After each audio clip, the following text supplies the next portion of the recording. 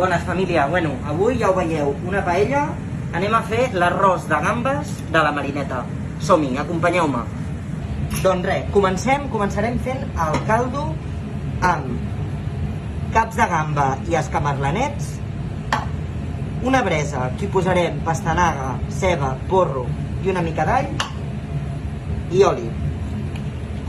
Comencem amb la olla ben calenta, un bon raig d'oli, i un cop estigui ben calenta afegirem la bresa.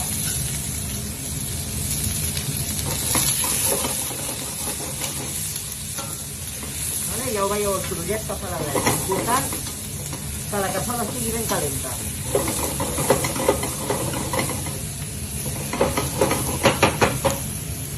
Per una altra part, ja ho veieu, aquí tenim una aigua bullint, aigua mineral d'ampolla, sobretot, important.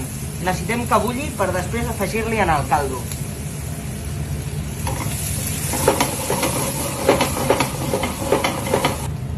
Un cop comenci a agafar una mica de coloret, afegirem els caps de gamba i els escamarlans. Anirem movent fins que sofregeixi bé.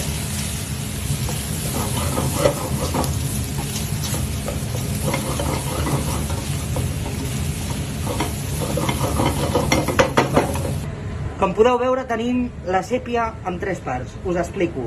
El cos de la sèpia pel sofregit. Tenim els tentacles, que si no us agraden els podrem tirar al caldo, o bé també el sofregit. Jo en aquest cas els poso el sofregit.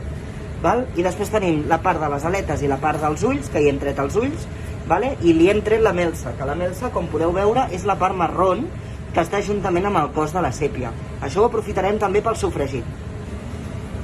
Com us he dit, aletes i la part dels ulls, el caldo, que com podeu veure, ja el tenim molt ben sofregit i concentrat. Ja ho veieu, sense cap tomàquet ni res, mireu el color que està agafant aquest caldo. Tirarem una mica de pebre vermell. Jo gasto el de la vera una mica fumat. 2 culleradetes de cafè, més o menys, i ho sofregirem bé. Important que el pebrot vermell, el pimentó vermell, no se'ns cremi. Un cop el pebre vermell estigui torrat, un bon raig de conyac.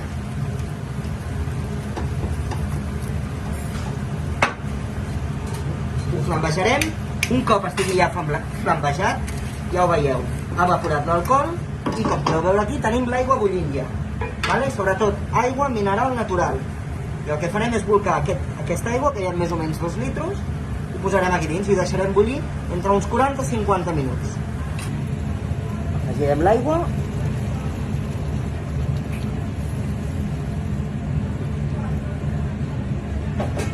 Baixarem el foc i ho deixarem bullir durant 40 minuts. Molt important per fer un arròs. El sofregit és molt important.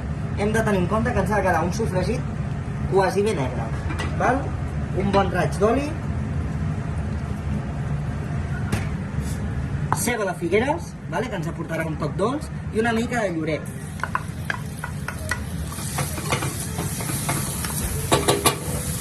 Deixarem coure la ceba a foc molt lent, perquè així aconseguirem que ens caramelitzi. Per un altre cantó farem la sèpia. Què necessitem de la sèpia? Al ser una sèpia que ens han portat fresca de la peixateria, necessitem, perquè ens quedi tendra, estufar-la una miqueta. Nosaltres què fem? També un bon raig d'oli, afegim la sèpia talladeta d'aus amb els tentacles i tot, i la deixarem confitar a foc lent també perquè vagi perdent tota la seva aigua. Ja veureu que mica en mica anirà canviant de color i ha tret tota la seva aigua juntament amb l'oli. Ja la tenim a punt, ja està super tendra la sèpia. Tenim la ceba ja acabada de confitar i el que farem és ajuntar la sèpia amb la ceba i ho deixarem confitar un ratet més. Finalment afegirem la melsa, que és la part dels interiors de la sèpia, que ja la teníem reservada. Ho deixarem cuinar una bona estona fins que quedi aquí.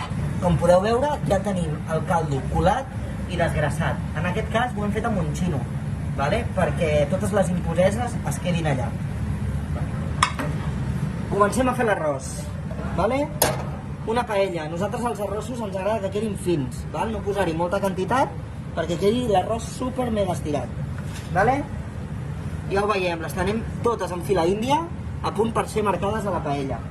Un cop la paella estigui ben calenta, començarem a marcar les gambes. Mentrestant, una mica de sal a les gambes i les marcarem volta i volta, vale? Perquè no ens interessa que les gambes se'ns passin.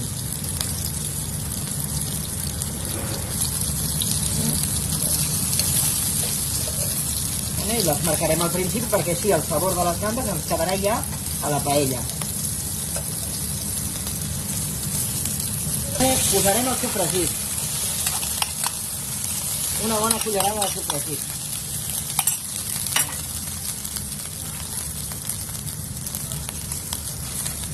L'arròs. I anacarem bé. Important, aquest procés és super important.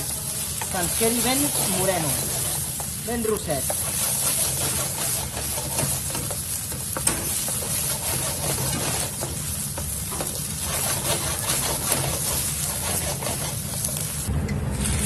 Flambegem amb brandy.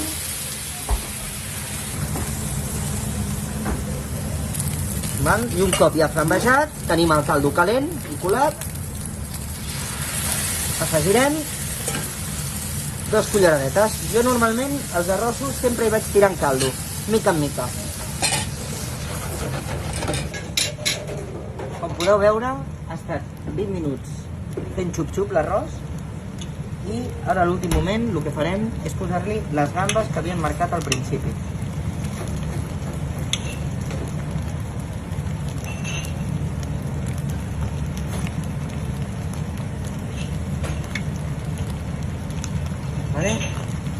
A foc lent i acabarem de fer xup-xup.